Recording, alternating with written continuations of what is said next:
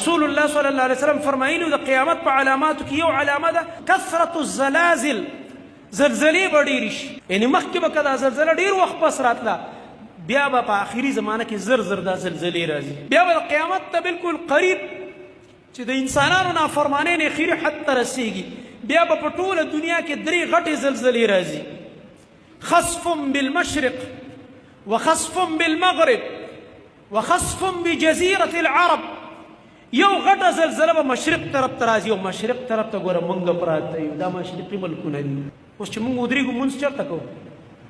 دې طرف ته مخ کوو، کعبه دې خوا ده که نه؟ نو چې دې خوا مخ کړو، نو دا مغرب دی که کوم طرف دی؟ مغرب دی. نور دې خوا پرېوځي ماښام که نه؟ نو چې دا هغه مغرب شو، نو دا زموږ طرف څه شو؟ مشرق.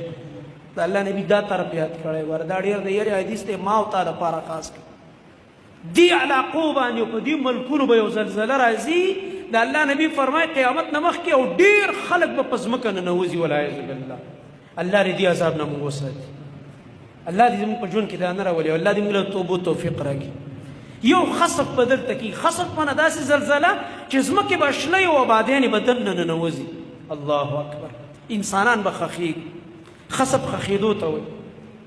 وخسف بالمغرب، بل به په مغرب کې کېږي. مغرب نه مراد اخري مغرب حصه ده. اخري مغرب کم دی؟ مغربي ملکونه چې دا ټوله دنیا د شیطانت او د ظلم نه ډکه کړې. دا چې اسرائیل په ملا ټپی چې تکړه شه مسلمانان وژنه، موږ در سره ولاړ یو. دا امریکا او دا ټول مغربي ملکونه چې دا ټوله دنیا کې شیطانت او فساد دوی خور کړی دی، ظلم او بربریت نه دا دنیا ډکه کړې ده. په دې به یو عذاب راځي او ځمکې به خښېږي. او بل وخسف بجزيرة العرب، جزيرة العرب کې به نافرمانۍ نه ډېرې شي. پاکه ځمکه هلته به د الله نافرمانۍ نه ډېرې شي. په جزيرة العرب کې هلته به الله رب العالمین داسې زلزلې راولي چې دا خلک به په ځمکه خښ شي.